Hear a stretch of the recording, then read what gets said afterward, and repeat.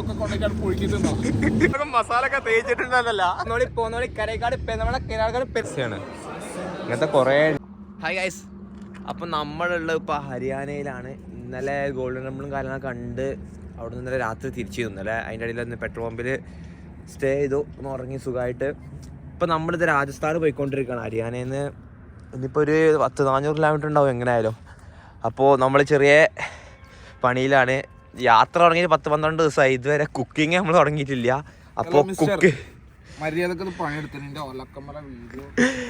നമ്മൾ കുക്കിങ്ങും കാര്യങ്ങളെ ഇന്ന് ചെയ്യാൻ പോവാണ്. എങ്ങനെയായാലും കുറെ കാലമല്ല ഇതിനുള്ളിൽ ഇരിക്കൽ തുടങ്ങിയിട്ട്. ഇന്നലെ ഒന്ന് കുക്കിംഗ് പറയണ്ട, മാഗി വെള്ളത്തിലിടുന്നു, തിളപ്പിക്കുന്നു, അത് ഉണ്ടാക്കുന്നു, കഴിക്കുന്നു, എല്ലാം ഉണ്ടാക്കാൻ റെഡി ആയിട്ടുണ്ട്. ഈ വണ്ടി മഞ്ഞേ സംസ്ഥാനം തൊടാത്ത ചളി ഇല്ല. എല്ലാ സംസ്ഥാനത്തും ചളി ഉണ്ട്. തീമ സംഭവം വലിയ ഇതിൽ ഉണ്ടാക്കാൻ വന്നാണ്. ഇത്രയും ദിവസം ഏറ്റു നടന്ന വെറുതെ പോലടാ. സംഭവം ഒന്ന് കാണിച്ചു കൊടുക്കി. ഒന്നുമില്ല, ഈ റെഗുലേറ്റർ കൊണ്ട് എന്ത് ചെയ്യില്ല, ഈ സിലിണ്ടർ ഒന്ന് ട്രൈ ചെയ്ത് നോക്കില്ല. ട്രൈ ചെയ്ത് നോക്കിയിട്ട് കാര്യമില്ല. ഞാൻ എന്താ ട്രൈ ചെയ്തിട്ട് കുത്തിക്കൊള്ളിക്ക് പെട്ടു. അപ്പൊ ആ മൂടാണ് പോയത്. ആയാലും ഇതൊക്കെ കൊണ്ടേക്കാട് പൊഴിക്കുന്നുണ്ടോ ഇങ്ങനെ ചൂടാവണി ഞാൻ എന്താട്ടാനാ.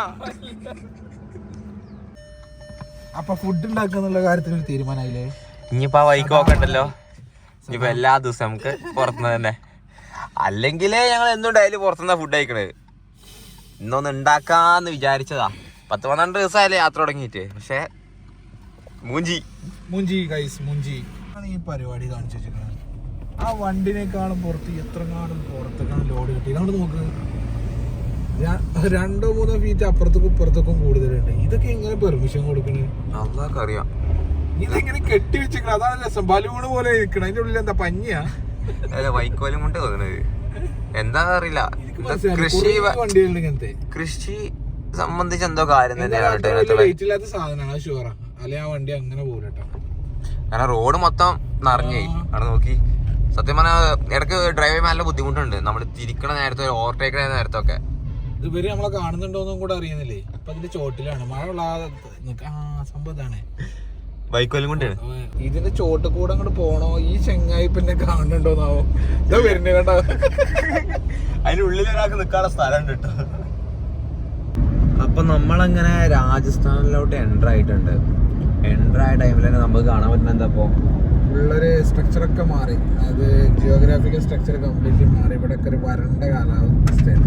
ഒരു മണല് ടച്ചുള്ള മാതിരില്ലേ. അതായത് പഞ്ചാബിലൊക്കെ നല്ല ഗ്രീനറി, ഒരുപാട് കൃഷിയൊക്കെ ഉണ്ട്. ഇത് കണ്ടോ, 2 സൈഡും മൊട്ടായിട്ട് ഇങ്ങനെ കിടക്കാണ്. ഇപ്പൊ നമ്മള് വന്ന സ്ഥലം അങ്ങനെ ആയിട്ടാണെന്ന് അറിയില്ല. സ്ഥലങ്ങളുണ്ടാവും. നമ്മളീ പോണ ഹൈവേ കേട്ടോ. എങ്കിലും പൊതുവെ എന്താ പറയാ, ജിയോഗ്രാഫിക്കലി ആ സ്ട്രക്ചർ മാറിയിട്ടുണ്ട് നല്ലോണം. അപ്പൊ ഇങ്ങനെ പട്ടിക്കാട്ടിലേ ഈ ഒരു കട കിട്ടിയത്.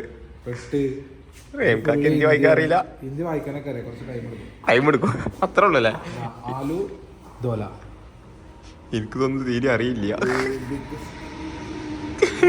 ഞാൻ എഴുതാനും വായിക്കാനും അറിയാത്ത കുഴപ്പമില്ല. ഈ വണ്ടി ഉണ്ടല്ലോ, ഈ പോകുന്ന വണ്ടി നമ്മളെ കണ്ടിട്ട് ബാക്കിൽ നിന്ന് എന്റെ മൊബൈൽ നമ്പർ എടുത്തിട്ട് എന്നെ വിളിച്ചിട്ട് വണ്ടിയുടെ നമ്പർ ഇവിടെ എഴുതിയിട്ടുണ്ടല്ലോ അല്ലേ. അങ്ങനെ മെച്ചപ്പെട്ടാണ്. അപ്പൊ നമ്മളെ കേരളക്കാരുടെ സ്നേഹമാണ് നമ്മൾ കാണുന്നത് ഗൈസ്. നല്ല സ്നേഹമാണ് കാണുന്നത് ഗൈസ്. നമ്മളെ വണ്ടിയുടെ നമ്പർ ബാക്കിൽ എഴുതിയിട്ടുണ്ടായിരുന്നു. അത് കണ്ടിട്ട് നിർത്തിയാണ് 2 ഭായിമാര്. നമ്മള് രാജസ്ഥാന് പോണ റൂട്ടിലേ നമ്മള് ഡെസേർട്ട് സഫാരിയും കാര്യങ്ങളും കണ്ടു. അപ്പൊ ഒന്ന് ഇവിടെ സൈഡാക്കിയതാണ്. അപ്പോൾ പറ്റുകയാണെന്നുണ്ടെങ്കിൽ ഒന്ന് ഡെസേർട്ട് സഫാരിയും കാര്യങ്ങളൊക്കെ ഒന്ന് ചെയ്യണമെന്നുണ്ട്. എന്താണ് ഇവിടുത്തെ അവസ്ഥ കാര്യങ്ങളൊന്ന് നോക്കട്ടെ. രാജസ്ഥാനില് ഇതാ ഒട്ടകപ്പുറത്ത് കയറാൻ പോവാണ്. പടച്ചോൻക്ക് അറിയാം. ഇത് കാണുമ്പോ അങ്ങനെ ഒരു ഓർമ്മയുടെ ഡയലോഗ് നമ്മളെ ഫിറോസ് ഖാന്റെ അല്ല കുരുമുളകും മസാല ഒക്കെ തേച്ചിട്ടുണ്ടല്ല. കേറി നോക്കട്ടെ എന്താവുന്ന്.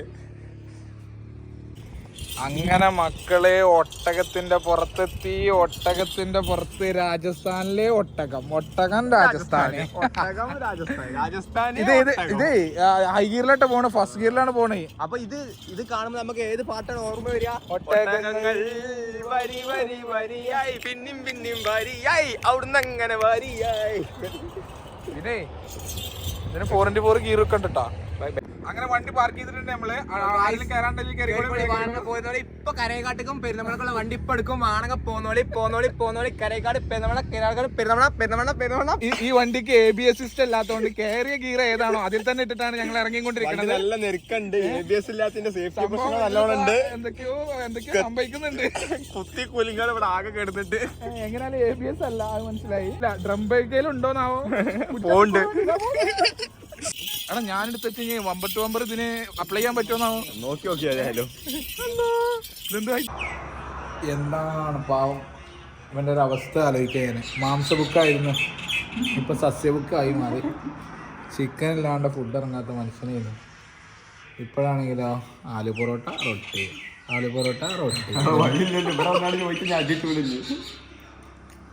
ഫൈനലി നമ്മളങ്ങനെ അജ്മീർ എത്തിയിട്ടുണ്ട്. ദർഗയിലോട്ട് പോയിക്കൊണ്ടിരിക്കുകയാണ്. പോകുന്ന വഴി നല്ല രസാ.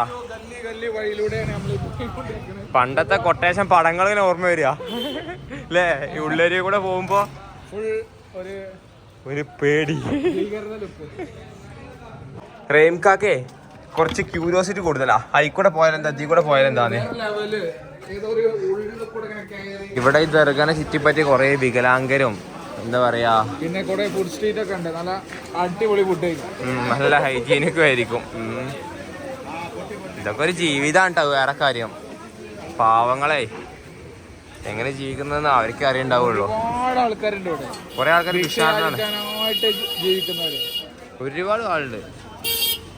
അതിൽ ജെനുവിനായിട്ടുള്ള ആൾക്കാരും ഫ്രോഡ് ഉണ്ടാവും, ഉറപ്പല്ല. അത് എല്ലായിടത്തും അങ്ങനെ തന്നെയല്ലേ. പിന്നെ നല്ല അടിപൊളി ചിക്കൻ പീസ് ഒക്കെ ഉണ്ട് ഇവിടെ. ഒന്നും കഴിക്കണ്ട, നല്ല പോലെ കഴിക്കാൻ തോന്നുന്നില്ല. ഇതൊക്കെ ഓരോ പീസ് എടുത്ത് തിന്നു പോയാൽ മേടിക്കൊന്നും വേണ്ട. അടുത്തുകാണ്ട് പോയാലും കൊണ്ട് അറിയില്ലല്ലോ അല്ലേ. അത്രയും ആണോ? പാവങ്ങളാണ്. പിച്ചച്ചാട്ടി തന്നെ കൈയിടണോ? ഇവിടെ ഫ്രീ ആയിട്ട് ഭക്ഷണം കാര്യങ്ങളൊക്കെ ഉണ്ട് കേട്ടോ. ഞാൻ അത് കുറെ കേട്ടിട്ടുണ്ട്, ഇങ്ങനെ ഫ്രീ ആയിട്ട് ഭക്ഷണം കാര്യങ്ങളൊക്കെ കിട്ടുന്നത്. പക്ഷെ ആകെ തിരക്കാണ്. ഒരു ഓർഡറിലും നല്ല കാര്യങ്ങൾ കൊടുക്കുന്നത്. പക്ഷെ കൊടുക്കുന്നില്ല, അവരെ നല്ല കാര്യം. കയ്യൊക്കെയുള്ള കാര്യക്കാരെന്നുള്ള അവസ്ഥയാണ്. അത്രേ ഉള്ളൂ. ഇവിടെ ഇങ്ങനത്തെ കുറെ കാഴ്ചകൾ കാണാം. ഇതൊക്കെ പൈസയാണ്. ഇങ്ങനത്തെ കുറെ ഉണ്ട്. മുബാരിച്ച് ഇവിടെ ചിക്കന് കണ്ടോടുകൂടെ നിർത്തിക്കോന്ന് പറഞ്ഞ് കുറെ ദിവസമായിട്ട് മാംസ ബുക്കായിട്ട് നടക്കുന്നത്. അജ്മീറിൽ എത്തിയതിനു ശേഷമാണ് ഒരു ഫുഡ് ചിക്കൻ ദാൽ ഫ്രൈ പിന്നെന്താണ് റൊട്ടി ആലു പൊറോട്ട പനീർ. വേറെ ഒരു സാധനം ഉണ്ടായിട്ടില്ലേ പണ്ടാറോ തിന്നിട്ട്